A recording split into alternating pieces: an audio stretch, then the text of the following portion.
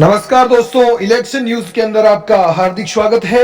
आज की इस चर्चा के अंदर हम अपडेट के अंदर बात करने वाले हैं राजस्थान की एक ऐसी लोकसभा सीट के बारे में इस बार यदि यहां पर मोदी चाहे कितनी भी रैलियां कर लो, लेकिन इस बार यहां पर बीजेपी के कैंडिडेट की हार अभी से ही तय हो गई है। वैसे तो यदि जो कोई भी हमारा नागौर से वीडियो देख रहा होगा उन्हें तो पता चल गया होगा कि हम किन के बारे में चर्चा करने जा रहे हैं, लेकिन फिर भी कोई राजस्थान के अदर जिले से या फिर बाहर से हमारा कोई वीडियो वॉच कर रहे हैं तो उन्हें हम पूरी अपडेट और पूरी जानकारी बताने वाले हैं। साथ ही साथ इस सीट के लेकर आपको पूरी टोटली जानकारी एक एक पॉइंट का हम आपको समीकरण बताने वाले हैं। साथ ही साथ किसका दबदबा रहा है हमेशा से इस सीट पर उसके बारे में भी बताने वाले हैं। तो साथियों, मैं आपसे छोटी सी रिक्वेस्ट करना चाहता हूं कि आप हमारे चैनल पर पहली बार हो तो प्लीज सब्सक्राइब जरूर करें, लाइक जरूर करें, क्योंकि आपके एक सब्सक्राइबर से हमें अगला वीडियो बनाने में मोटिफिकेशन मिलता रहता है।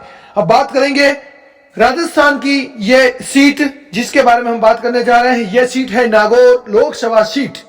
नागौर राजस्थान के पश्चिमी क्षेत्र का हिस्सा है। पश्चिमी भाग में नागौर आता है।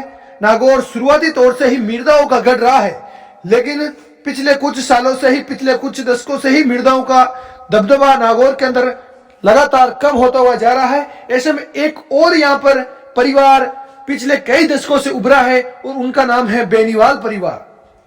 जी हाँ दोस्तों, नागौर में पिछले कई दशकों से यहाँ पर मिर्जाओं को मात देकर हनुमान बेनीवाल जो हैं इन्होंने अपना वर्चस्व कायम किया है नागौर के अंदर।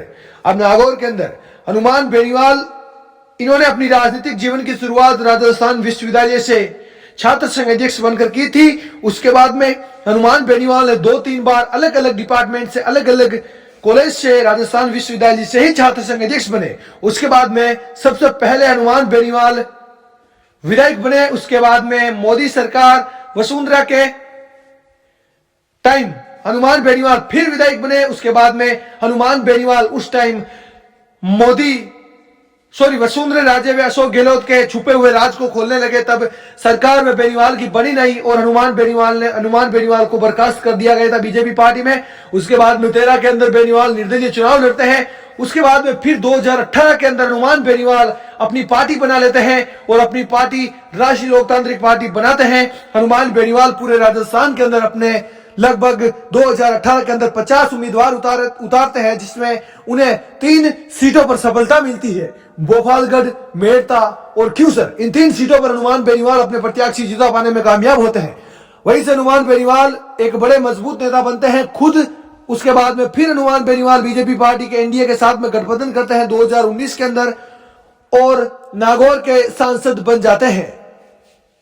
नागौर से हनुमान बेनीवाल सांसद बनते हैं, लेकिन किस्मत को कुछ और ही मंजूर था। यह शासन चलता नहीं है और किसान आंदोलन हो जाता है और हनुमान बेनीवाल किसानों के हक के लिए इस गठबंधन को तोड़ देते हैं। उसके बाद में लगातार बीजेपी पार्टी मौका ढूंढ रही थी कि हनुमान बेनीवाल से बदला जो लेना है, हनुमान बेनीवाल ने किस प्रकार हमें धोखा जो दिया है।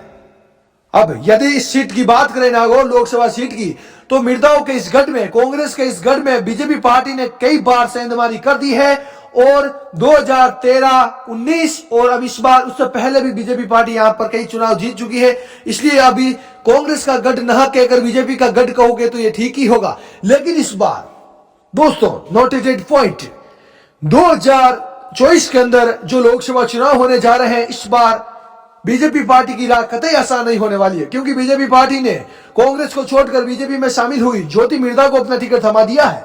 ज्योति मिर्धा की यदि हम बात करें तो एक बार नागौर से सांसद रह चुकी है ज्योति मिर्धा कांग्रेस पार्टी के सिंबल से। अब उसके बाद में ज्योति मिर्धा का जीतने का नामो निशान नहीं है। उसके बाद में लगातार ज्योति मिर्धा हर चुनाव हारती जा रही है। अभी हाल ही में इन्होंने नागौर से विधानसभा का चुनाव लड़ा था अपने काका के सामने और विधानसभा का चुनाव हारी थी। उससे पहले 2019 के अंदर कांग्रेस के सिंबल से ज्योति मिर्धा ने लोकसभा का चुनाव लड़ा था। उस टाइम भी ज्योति मिर्धा चुनाव हार गई थी और इस बार तीसरा अटेम्प्ट है ज्योति मिर्धा का और वही घोड़े और वही मैदान, वही हनुमान बेनीवाल इनके सामने।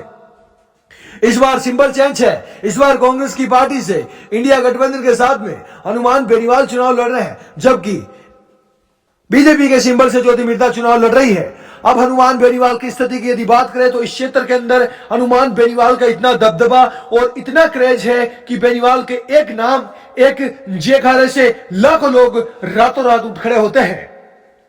अब दोस्तों हनुमान बेनीवाल तो ऑलरेडी इतने मजबूत थे, साथ ही कांग्रेस पार्टी का पावर जो इन्हें मिल गया है, अब कांग्रेस पार्टी के विशेषकर अब कांग्रेस पार्टी का पावर जो आ गया, साथ साथ नागौर जिले के जितने भी कांग्रेस पार्टी के विधायक, पूर्व विधायक जो हैं, वो हनुमान बेनीवाल का खूब साथ भी दे रहे हैं।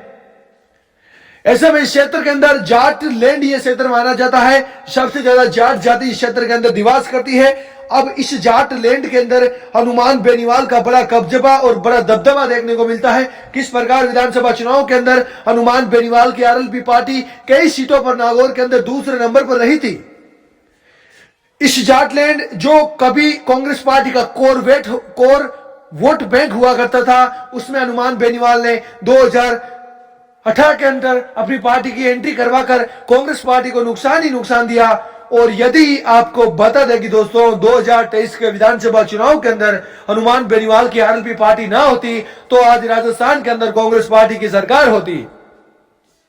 हनुमान बेनीवाल ने लगभग पूरे राजस्थान के अंदर अपना वोट शेयर बैंक काफी बढ़ाया है। इसीलिए जो कांग्रेस का वोट शेयर बैंक टूटा है, उस टूटे हुए वोट बैंक को बढ़ाने के लिए यहां पर कांग्रेस पार्टी ने जो गठबंधन किया है, वाकई कहीं न कहीं तौर पर कांग्रेस पार्टी के इस गठबंधन से हनुमान बेनीवाल को बड़ा फायदा भी मिलने वाला है और साथ ही साथ कांग्रेस पार्टी को सबसे ज्यादा फायदा मिलेगा।